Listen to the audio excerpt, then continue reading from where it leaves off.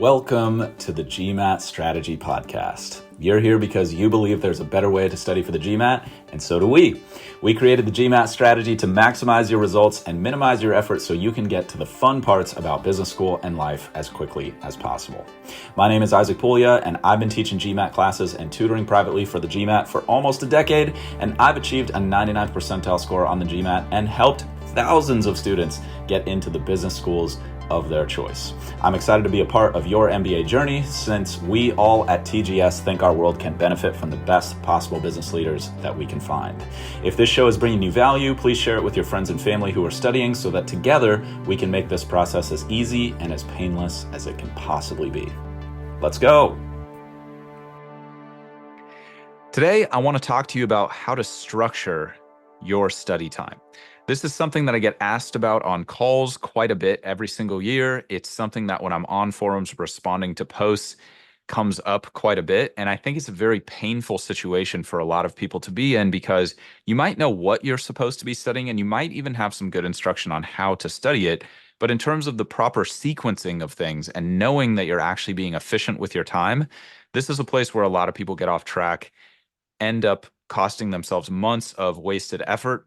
And also a lot of anxiety, I think, because in the back of their minds, they sort of know, like, maybe I'm not doing this right, or they just question whether they're doing it right. So I want to answer all your questions about this today. If you have further questions after I'm through talking through this topic, then reach out to us on current social channels at the GMAT Strategy or on Reddit, /the GMAT Strategy. So if you've been listening the past couple of weeks, I've talked to you about what is on the new GMAT Focus Edition, which if you're listening to this after January 2024 is the only GMAT. It's just the GMAT now. And also last week, I talked to you about how to start in 2024. There's some major revisions to the test. We went through that long laundry list, and I'm not going to recap that here. However, in future episodes, I am going to talk a little bit deeper about the scoring system, how the algorithm has been updated, some of the new changes. But I didn't want to make that first introduction to the exam super complicated. We're always looking for a balance of being thorough enough, but not being overwhelming. And that's where the sweet spot of learning is in my experience. For today, though, I want to talk about, well, how do I actually execute on this? So let's say you know how to start, you understand the big picture. Where do you go from here? The most important thing in creating efficiency is prioritization. If you only do new things in your prep, then you're just exposing yourself to a lot of material. But the risk there is that you're not actually building knowledge. This is a huge problem for a lot of people because it's a pretty natural assumption that if I just do a lot of GMAT problems, then I'm going to build my skills. So there's almost like this unstated or background assumption for a lot of us that if I did 100 GMAT problems today, I must be 100 like units better at the exam. But unfortunately, it's not that linear in 99.9% of cases. There might be that 0.1% of folks out there, or maybe even 1%, probably not that many, honestly, who are going to do great no matter what they do. And they're just natural standardized test takers, or they get a little bit of familiarity with the exam and they're just so intelligent, or their memory and pattern recognition is so good that they instantly grasp what the exam is about and they get a great score and they're done. That definitely was not me. And if you're listening to this, statistically speaking, it's not you either. So let me help.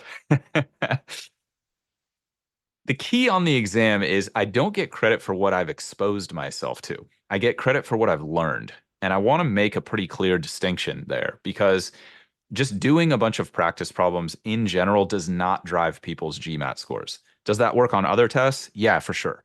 Is the brute force approach valuable in other arenas or other skill building situations? Yes, for sure. There are plenty of coaches out there who are going to tell you just do a lot of reps and you'll get better and you'll get great. This is not one of those situations. And if you know anything about my story, I did thousands of GMAT practice problems only to see my score go down. My hope is that many of you are not in that situation, but if you are, you're not alone. And I'm going to start helping you figure out how to turn that around right now. If you are not in that situation yet and you are just beginning, then consider yourself fortunate, hopefully, that I'm giving you a leg up and that you're not just going to burn 3 months of life that you're never going to get back like I did and so many other people have done out there. And if you've been burning through a lot of practice questions, I just want you to rethink that approach I'm never going to argue with your results. If you're burning through a bunch of practice questions on your own and you're seeing the results you want to see, then great, keep doing what you're doing. But that is not typical, even though it does seem logical. I want to attack this problem from two different levels. There's the overall level of how to structure your studies from start to finish. So, what do I do first? What do I do second? What are the different phases of prep I go through? And then when am I going to be quote unquote ready to take the exam? That's the big picture of how to structure your studies. And then I want to dive into the smaller picture elements of what do you do on the day in, day out, hour by hour basis to make sure that your time is fully optimized. Let's start with the overall structure. I spoke about this a little bit in the past couple weeks episode, but just to recap in case this is first time you're learning about this. The first step in general is take a baseline practice test so that you know where you're strong and where you're weak. That'll help you optimize your prep to a large degree because most big box providers out there are going to have a one size fits all approach, and they're just going to have you go through the same curriculum irrespective of your strengths and weaknesses when you begin. Now, I'm not here to say if that's quote unquote right or wrong. That's not my personal philosophy. If any of you are working with me, then you know my philosophy is much more targeted. But some programs out there are like that. And for some of you, that's what you want, and that's fine. For others of you, you want to move faster and you want to make sure you're spending your time only on the stuff that's absolutely necessary. And I'm going to help you a little bit with that in this episode. And then we're going to dive a lot deeper on that topic in future episodes. But that's the purpose of the baseline exam. And I've already explained that to a large degree in the past, so I'm not going to go long on that.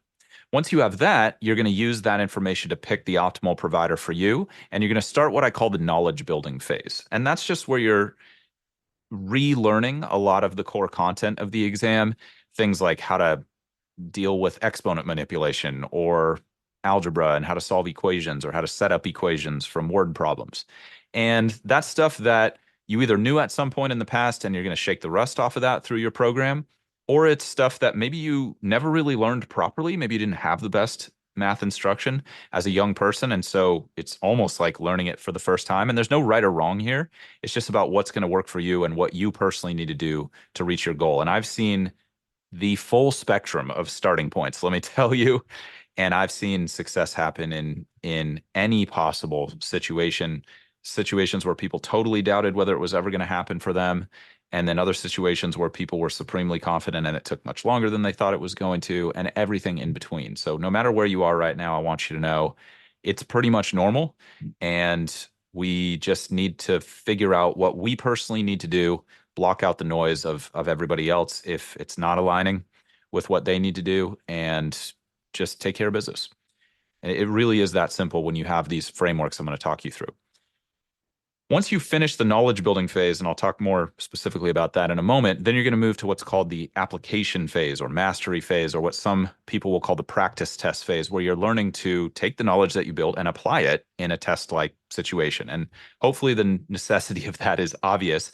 But I do want to say something that might seem obvious, but it's worth maybe just calling out or stating specifically, because I think a lot of people don't realize this super consciously, maybe only subconsciously, that when you're moving to that application phase, it's a whole new set of skills that you're building. It's not just, do you know how to get a mixture question right on a problem solving question? That's more what you're working on in the knowledge building phase. Now you have to think about, how do I get this mixture question right under time pressure? How do I manage my overall time in the section? How do I deal with the stress of the test? How do I deal with fatigue? How do I deal with the overwhelm of seeing 20 questions in a row? There's a lot of different things that people deal with when it comes to performance under pressure. So I want to talk about that a little bit. That's what you're going to be working on in the application phase. Again, new skill set there, separate from just the skill set of getting questions right. Once you move through the application phase, which is a lot about re-optimizing your study plan based on a feedback mechanism of practice tests, then you're going to be ready for test day, and then hopefully you take it and you're done. But just from the beginning here, it's good to plan to take the test at least 2 times. There's a relatively large margin of error in the scoring algorithm itself, 20-point margin of error. Last time it was reported from GMAT. That might change with the new exam, but because there's fewer questions, I wouldn't be surprised if this margin of error increases, actually, or if they just keep it the same. And if you think about a 20-point margin of error, maybe that's not make or break for some schools, but it could be. And it could be make or break for certain merit-based scholarships, or it could just be make or break for your personal goal. And because it is pretty much just luck of the draw, in terms of where you land in that 20-point margin of error on your overall score. It's good to try to control that element of luck as much as possible by planning to take the test twice, maybe 3 times. I would say 2 to 3 times is the average for most people. And then if you're super tight with your preparation and perhaps luck is on your side on test day, then you're done with it once. I think it's just a good mindset to have. So let's talk about how to operationalize all this information I'm going through. What are the steps you go through on a day in, day out basis? So irrespective of where you are in the knowledge building phase or the application phase, there is something that you're always going to do when you're studying for the GMAT, which is you're always going to start every single study session with some kind of review. I'm going to make my recommendations. Your provider or professional advisor might have different recommendations. Here's what I recommend and why. The very first thing you should do when you sit down to study for any study session is try to recall and physically write down 3 major takeaways from your most recent study session. So what I like to do is when I sit down, I say, okay, what are the top 3 things I learned last time I studied? It might have been this morning, might have been yesterday, might have been 2 days ago. If I can't write down 3, then I'm going to go back and look at the notes that I made during that session and work on it until I can get 3, and I'm going to keep retesting myself on that stuff. Then I'll go back to the session before that. Can I write 3? Then I go back to the session before that. Can I write 3? And then wherever that 3-item list is dropping off in terms of study session, I'm going to go back and review, and then I'll test myself the following day. Now, this is a constant challenge. This is something that might be very, very, very difficult. You will get better at it over time. But what you're doing here is you're forcing yourself to build knowledge, not just expose yourself to stuff and then forget it a few moments later or a few days later or a few weeks later. This is a situation where you might be knowledge building over the course of 6 months in some of your cases, maybe even longer if you're starting from a really low point, or you start with some bad strategy, or you start with a provider that wasn't a fit for you personally. It's very difficult to make that decision perfectly. Just do your best, like I said in last week's episode, and do your best to stay positive and stay consistent, like I say all the time. This will really, really expedite that process of knowledge building, though, and this will help you with the big picture takeaways of like broad strokes of strategy, broad strokes of learning about different topics. And it'll just be that constant battle to keep yourself from forgetting what are the major things I've learned about the GMAT in my study so far. Now, if you want a more technical system, you're welcome to make it. But when I'm talking to a general audience like I am here, and you and I aren't working one-on-one or in a small group setting, I like to give advice that's like the can't fail advice. If you're not sure if this is a good fit for you, you can feel free to reach out to us and we'll do our best to help you over DM. And then obviously, if we're working together, we'll customize that for your specific situation. The next thing I recommend doing that's kind of like the can't miss, can't fail approach is you want to keep a list of problems to come back to. I've talked about this at length in the past. What I recommend here is resolve 1 to 10 of those at the beginning of every single study session.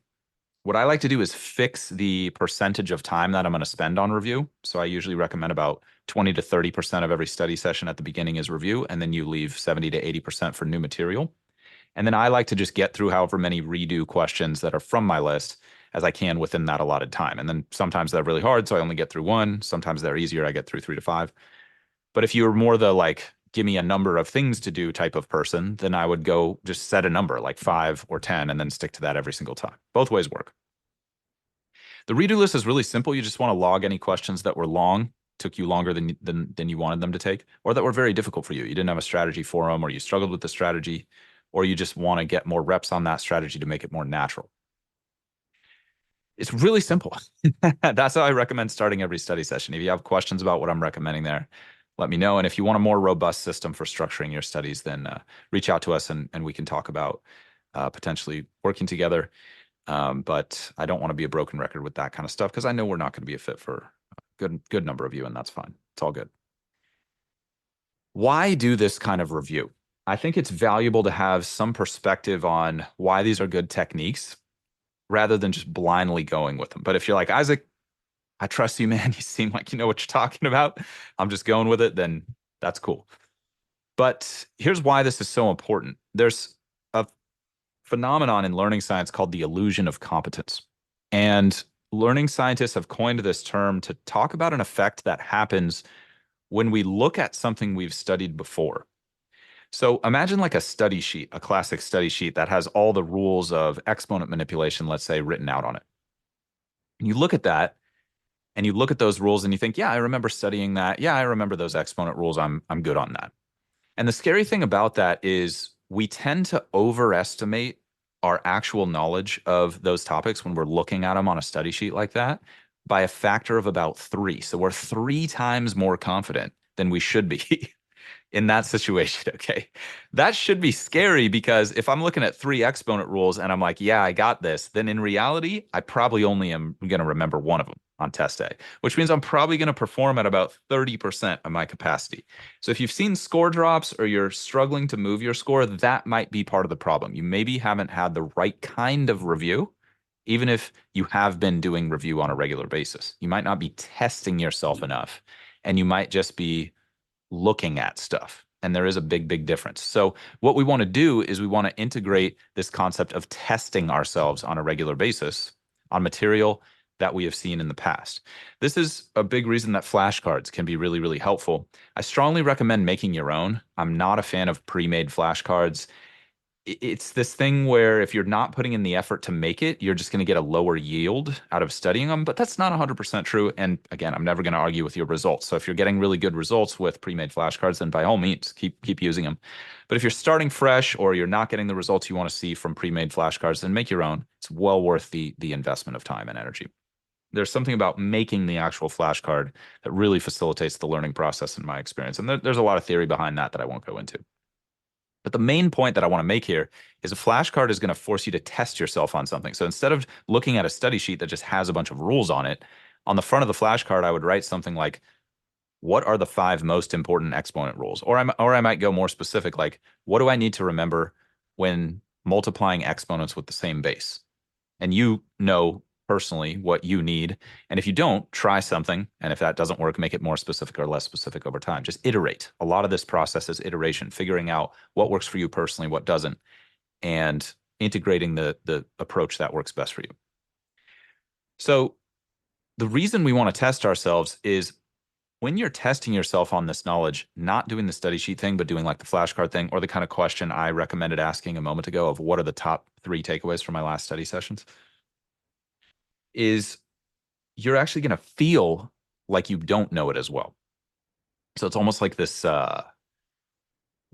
opposite effect of what I was talking before. But when you are tested on it, you're 8 times more likely to remember and get credit for that information than if you just do the look at it method of memorization, or you just have no testing at all and no memorization at all. Okay. So that's a pretty big gain. That's a pretty big efficiency gain. And so I strongly recommend some type of testing yourself, whether that be flashcards or the questions I recommended before. Redo list problems, if you think about it, are kind of like a flashcard where the front of the flashcard is the problem itself. And then the back of the flashcard is like what strategy you want to associate with that, or what takeaways you want to remember from that, or just whether you're improving your timing over time. And that can be a really, really good confidence builder. So if you have questions about how to integrate that into your study session, just reach out to us. Otherwise, hopefully I've made that extremely clear why that's valuable. Again, I just want to hammer this point. You're going to be doing that kind of testing at the beginning of every study session throughout the entirety of your preparation. No days off, no breaks from that. No, oh, I'll do it tomorrow and I'll just get through some new stuff today. We all slip. It's difficult to be perfect 100% of the time. If you've gotten into a habit of not reviewing, then you want to immediately stop that habit as soon as possible because you're really going down a dangerous, risky path when you're not reviewing on a regular basis. I know it might be difficult. You might feel some emotional resistance to it. And I want to let you know that's totally normal. When I sit down to run these plays that I'm talking to you about right now, because I still use these in my other learnings that I'm working on, growing my skills in different arenas, I still feel emotional resistance to it. I don't want to do it. I get bored. I'm like, let me just mix it up.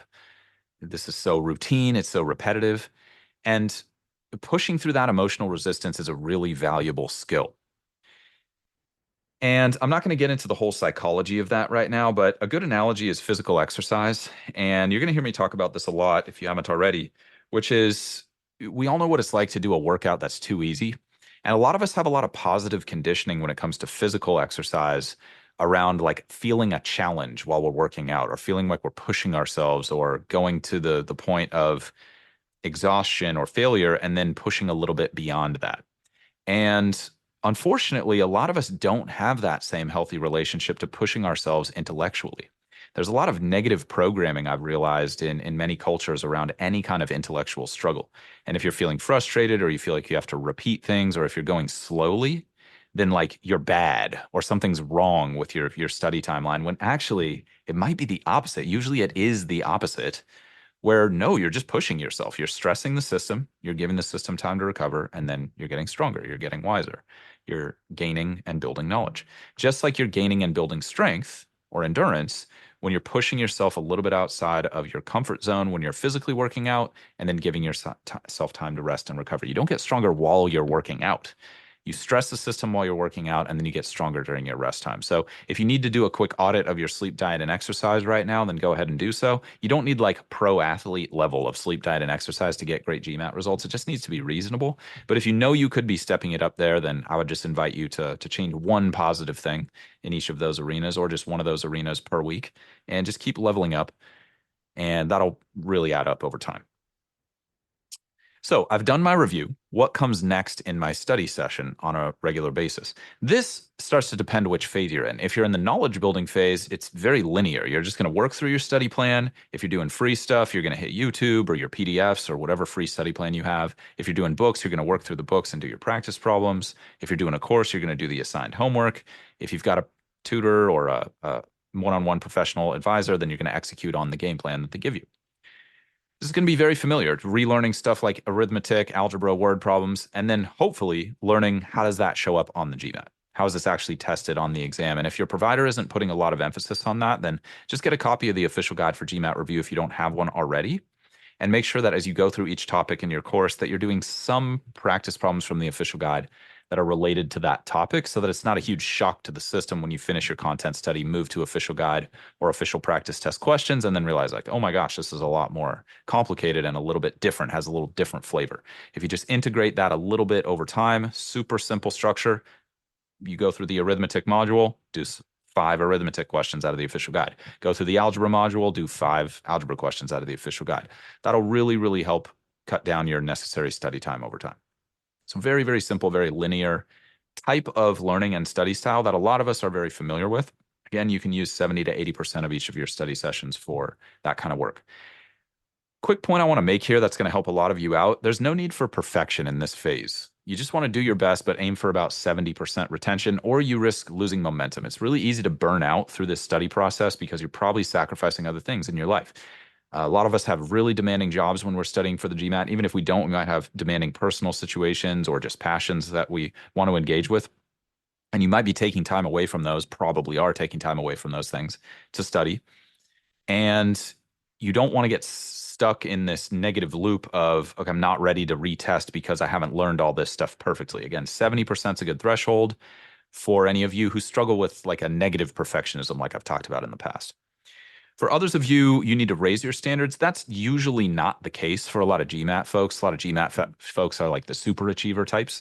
But if your bar is a little low and you're just zooming through a bunch of material and retaining like 20 or 30% of it, that's when you need to engage with the review processes I was talking about and force yourself to just build up your emotional pain tolerance and dig deep and just embrace the discomfort of getting to that 70% or better level. If you're that kind of person, that's usually rare, but it does happen every once in a while. And some of us do need a little boost, as it were. And I'm going to have some great material coming out for you about how to improve your discipline. This is something I get asked about a lot. How to deal with distractions. This is obviously a huge problem in our day and age. So that's all coming in the pipeline. So if you're not subscribed, please do if you want to be notified about that stuff. And if not, that's cool too. So setting expectations for most people in the knowledge building phase, we're looking at maybe 1 to 6 months. I know that's like a really big range, but you could think about maybe 3 months on average. But it depends on the program that you're going through. Some programs are super hardcore and it might take you 12 months to get through them. Other programs are on the faster side. And obviously, this also depends on how many study hours you're putting in. I talked about what reasonable expectations are for different types of programs of study in last week's episode, how to start your GMAT studies in 2024. I do a full breakdown of providers I recommend, how long you can expect each one to take, averages that we've collected over the decades now. And that should really help you out if you're not sure how to estimate how long you're going to be in the game here. Okay. Keep in mind, if you have like big knowledge deficits or major learning differences, then that could expand the time horizon. I have done my best to calculate those situations into those averages, but you might know if you're a little on the slower side, and that's fine. I've coached thousands of people at this point through major learning differences, executive function, dyslexia, ADHD. You can definitely get the score that you want.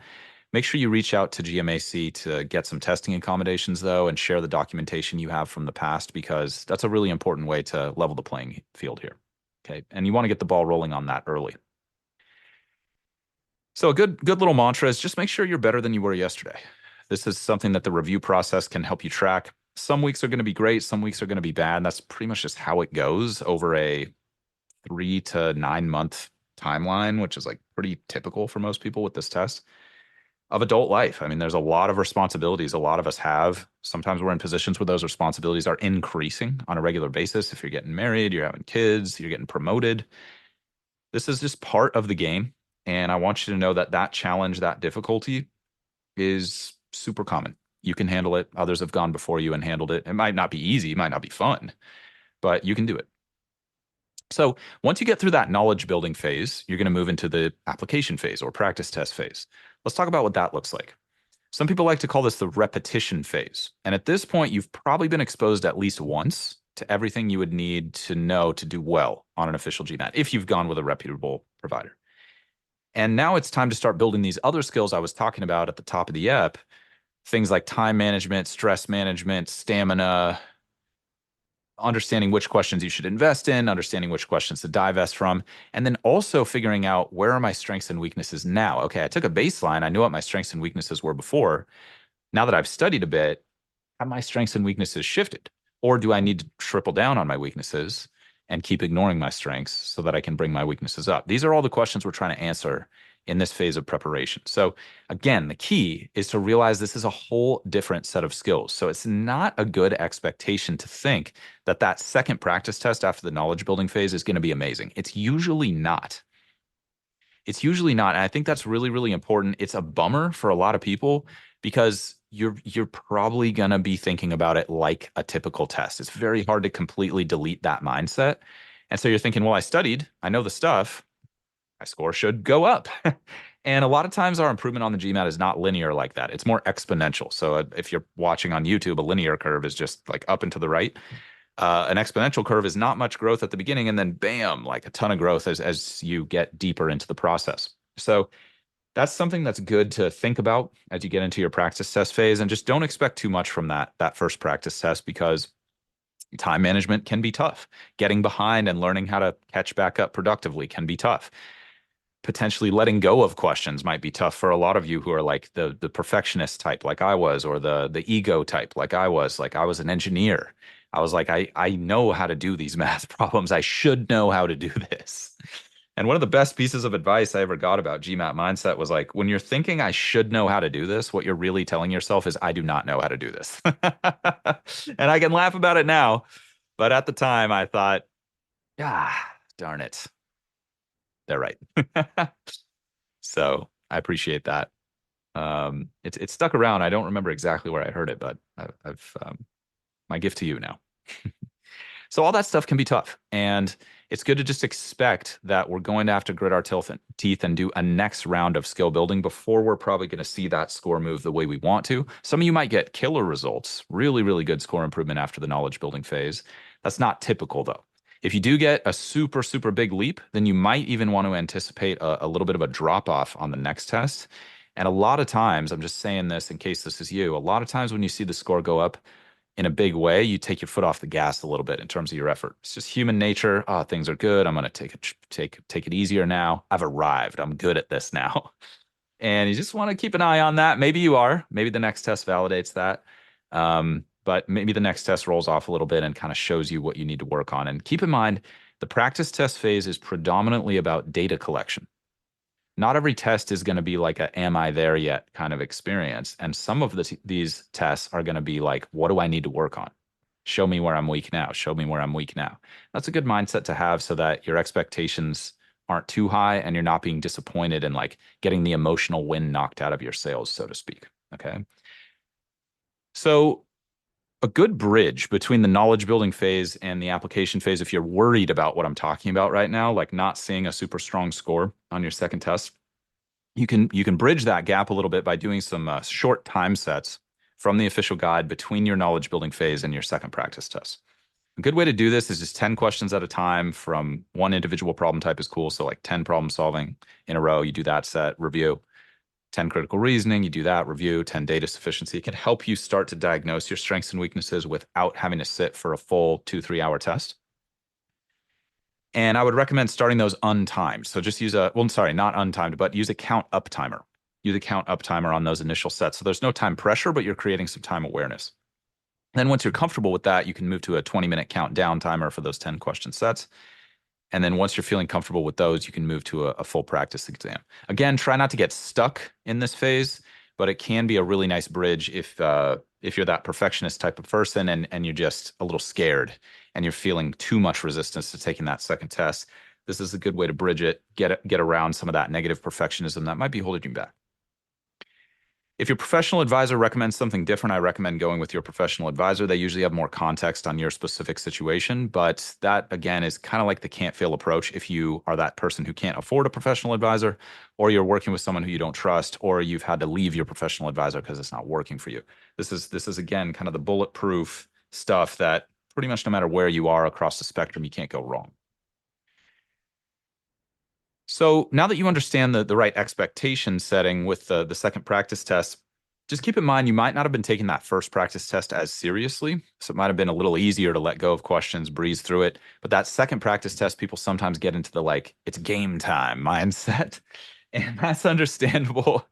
But keep in mind that could affect your performance. Just keep an eye on it. Some of you are like the pump up type people, or when you get really pumped up about something, your performance improves. Some of us are the opposite, where we need to practice decreasing the stakes mentally during these high pressure situations. Remember, this is only a practice test. I have multiple opportunities. I can take this again. If you start feeling that increased heart rate, start to talk yourself off the ledge a little bit and just decrease the stakes. Just tell yourself it's not that big of a deal. I can retake this test 8 times if I have to.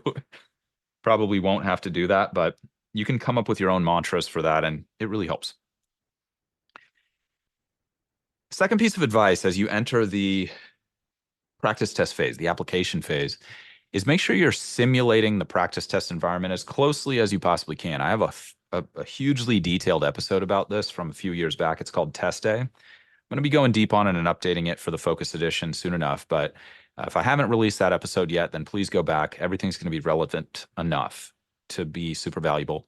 And I talked to you about the scrap paper you want to use, and I talked to you about the environment you want to be in. I give some tips around those kinds of things that'll help you get the most realistic data point.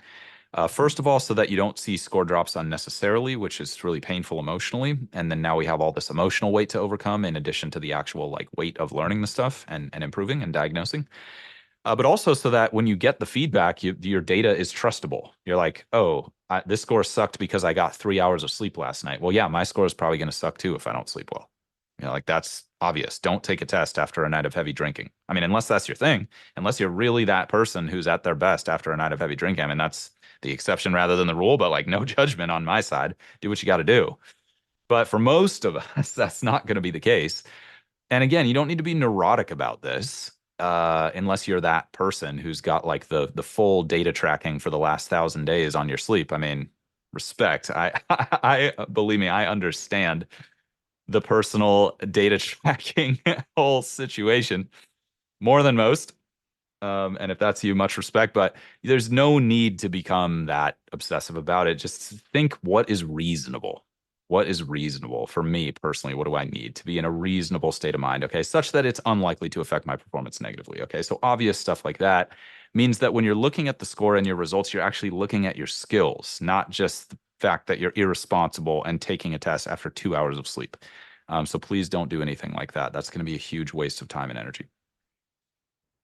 Okay, just want to hit you with this again in case it's helpful. I'm that person who really needs to be reminded of things over and over and over again. It's really helpful when people repeat things to me. So I super apologize if you're not that person and just hearing it once is enough. But again, continue to start your study sessions with review. Never stop with that. What are my main takeaways? What are my redo list problems for the day? And then you dive into the exam itself. I would even recommend doing that review on a test day so you get like a little warm up, because when you start the exam, you go right into full pressure mode, and it's nice to have your brain in a little bit of GMAT mode before you do that. Same thing goes for when you're reviewing practice tests. Okay, so you take the test, now it's time to review and profit from it as much as possible. So I'm going to give you a really simple structure for this. And again, this is how you can structure your study time efficiently. The most important question to ask after a practice test is, how was my timing?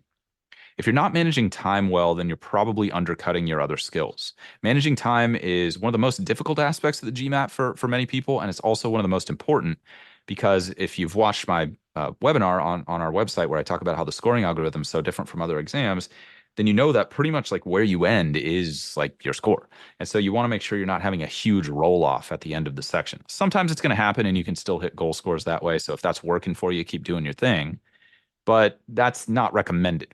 So time management is going to be the main thing that you want to audit when you start reviewing a test, because most people's instincts is just let me dive in and start reviewing every problem one at a time, because that's typical of normal tests. But think about it this way. If you're not managing your time well, you're not getting credit for what you know already. So knowing more stuff is not going to move your score. If I have time problems that's undercutting my knowledge, building knowledge is going to be minimally effective at best. Okay. So if you're having timing issues, just roll back to those time sets I was talking about before. Just slot those into your study timeline. Do as many of them as you need to. Just short 10-question time sets with review in between each. That'll really, really help you resolve your timing difficulties over time. And don't worry if it's taking you weeks or even longer to get those timing problems resolved. Time pressure is a huge deal on the exam. And if you want a little bit of advice about how to improve with that, I talk about that in the webinar on our website as well. It's completely free. Second thing to audit after you look at your timing performance on the test is how many questions that you actually knew how to do did you get wrong? So the way I define this is like you knew the right strategy, you picked the right strategy under pressure, but it was an execution problem. Like you misread the question, or you wrote 5 + 5 = 11, or you didn't write anything, and so you made a mistake in your head. Those are the most problematic question misses that are the easiest to gloss over for people. Because again, the natural assumption is like, well, if I just know more stuff, my score is going to go up, right? And unfortunately, it is not that simple. If it was, there would be no need for TGS in the first place. Okay, all of you would just study, your score would go up, and everything would be cool. And I would have gone through the same thing. Didn't work that way for me, unfortunately. Auditing missing what you know is super important, because if you're missing questions you know how to do, everybody, knowing more stuff is not going to improve your score. It's similar in importance to the timing thing. This is a huge deal, particularly on the math side. It's usually less of a deal on the verbal, but you might be that person who's struggling with this in verbal. Okay. So just catalog those misses, make them a part of your redo list, build some new habits, stop missing questions you know how to do. Most of you are going to be able to self-diagnose well on that front. But if you're missing a lot of questions that you know how to do over and over and over again, and you're implementing all the advice I've already given you, shoot us a DM anywhere and we'll do our best to help out.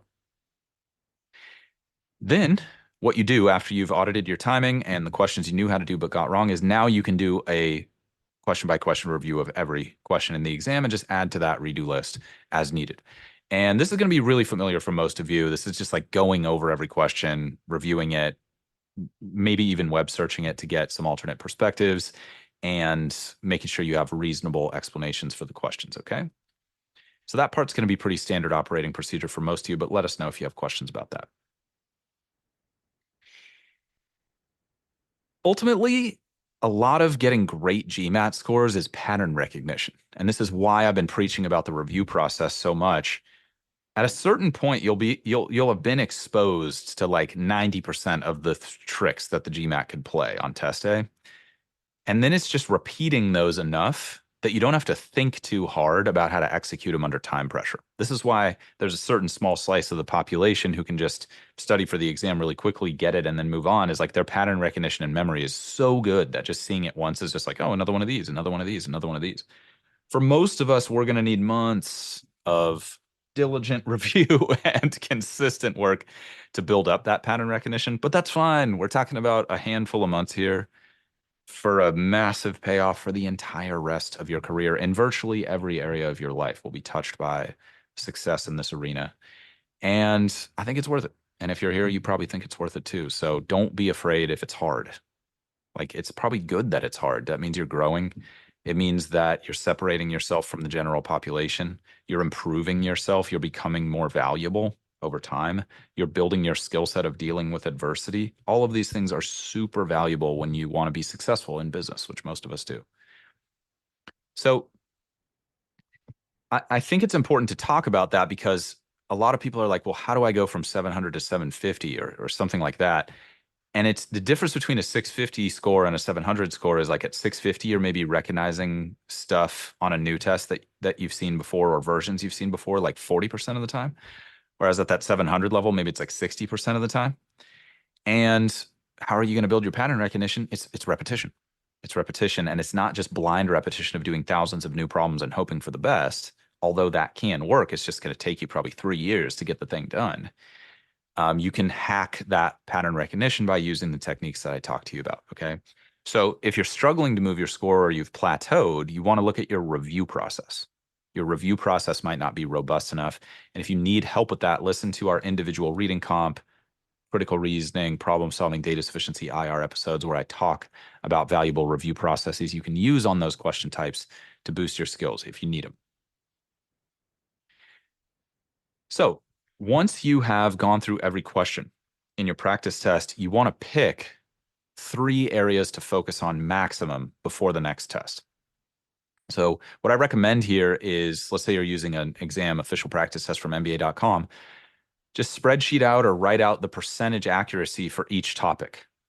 Start with the problem types first. So what's my percent accuracy on data sufficiency? What's my percent accuracy on integrated reasoning? What's my percent accuracy on problem solving? What's my percent accuracy on reading comp? Okay. And then you can use the top 3 pain points to start to funnel down what should I be focusing on before the next test. Now, if timing and missing questions you know how to do is one of the focus areas, then make that the top priority and then only work on 2 subtopics. All right. Now, within those problem types, you might start to see some patterns, such as I feel scared when I see rates questions, or I'm not performing well on probability questions. So that's your sign to just go do a bunch of rates questions, go do a bunch of probability questions. And a good metric for improving those skills is just go to the official guide and just do them all. Do all the rates questions. Go to the official guide, do all the probability questions. Go to the official guide, do all the exponents questions.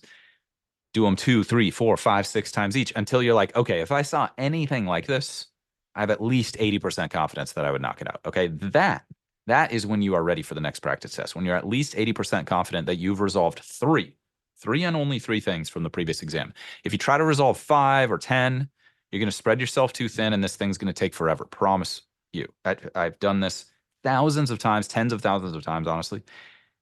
And that is very unlikely to work. Again, if you're doing that and you're seeing results, great. I'm never going to argue with your results. But if you're like, why am I not getting results? That might be part of the problem. You might be spreading yourself too thin between practice exams. So you should be expecting it's going to be 1 to 6 weeks between practice tests, depending on how many study hours you can put into this. These are some big projects that you're going to be tackling between tests. All right. So there's 3 things that impact your score: timing, missing questions you know how to do, and content knowledge, AKA pattern recognition. Can I associate a lot of questions on a new test with questions I've seen before? If you're struggling with any of those and you don't know how to improve, reach out to us and we will help. But that's basically it. That's the practice test phase, is building up your timing, your missing questions you know how to do, and your content and pattern recognition skills in a targeted way, using the data feedback from individual practice exams and iterating, improving 3 areas, next test. Now, what are my 3 weakest areas? Next test. Now, what are my 3 weakest areas? Next test. And you're probably going to go through that cycle 3 to 6 times. It might be a lot more, though, if you're looking for a big gain. And it's definitely going to be a lot more if you ignore the advice I've given you here. Okay. So please, please, please take the advice. So This is also a really important point to make because many people study too little between tests, and you're just taking tests hoping your score is going to go up. Like, oh, it's been a while since I've taken a test, so I should probably take a test soon, right? No, no, no, no, no. You know you're ready to take another test when you have genuinely moved the needle on three specific areas, and you know for sure you are going to perform better on those on test day. At least 80% confidence that you're going to perform better, all right? And if they're not moving on the next test, then you got to rework them again. Don't be afraid to do that. Many people have to hit focus areas 2, 3, 4 tests in a row before they really click. That's fine. If you have questions about any of this stuff, reach out anytime. That's pretty much the general advice that I can give to everybody that's going to work for you. If you're struggling to move your score, if you've had a bad experience with another provider, if your score is not moving fast enough, reach out to us and we will do our absolute best to help. If it seems like working together is a good fit, or you're excited about the prospect of working with TGS, you like our philosophy and our approach, then definitely head to our website to get a little bit more information. Watch our presentation on how to reach your dreams GMAT score in half the normal time. Super valuable, totally free. No crazy pitch on like, hey, buy my product now in there. Okay. It's really high quality advice. And then if you want to learn more about what we do, just consider booking a call and learning more. We rarely, if ever, take payment on the first call. It's just an information call to get to know each other better. We're only looking to work with people who are good fits for us, who we know we can help. And if we're not a fit to work together, we'll help you find something that's a little bit better. Really quick on that point, if you have no capital, like your budget is zero to invest in this, then we typically do make paid recommendations on the calls, even if it's not working with us. Like sometimes we sell out, sometimes it's just not a fit, or like our specific products that are proprietary are not going to be a fit for your specific situation. Usually when we make a recommendation, we make a paid recommendation on those calls. So just FYI, if you're coming on the call with a zero budget, you might be a little bummed out, okay? And I just want to set the expectations properly and make sure we're not setting ourselves up to get like a bad vibe, if that makes sense. Because like I said, you can totally do this for free. It's just that the free recommendation is a pretty general recommendation. And I promise I am giving you the absolute best free advice that I can possibly think of after becoming one of the top experts in the field over the course of like 20 years in test prep, okay? So if you're not implementing this stuff, then that's probably the issue if you're going with free advice. But if you have some capital that you can invest and you're not sure how to invest it, we will be happy to advise whether we're fit to work together or not, okay? If you have other questions, or you're just not the book a call kind of person, totally cool. You can reach us on pretty much any popular social channel these days at the GMAT strategy. On TikTok these days, I think it's at Isaac_TGS. I think something weird happened with our other username, so we'll work on getting at the GMAT strategy, but just at ISAAC should hopefully pull up our profile. And then we're u/the GMAT strategy on Reddit if you want to DM. As always, my greatest hope is that this material will make your studies as easy and as painless as they can possibly be. If you want more tips and strategies for optimizing your performance on the GMAT, as always, head to our website, thegmatstrategy.com, and check out our free video presentation on how to achieve your dream GMAT score in half the normal time. It's about 40 minutes long, and I'm just going to pack it with as much advice and inspiration as I possibly can. Strongly recommend that when you have the time to set aside. In the meantime, this is a weekly show, so please subscribe and stay positive and stay consistent with your studies. Talk to you all soon.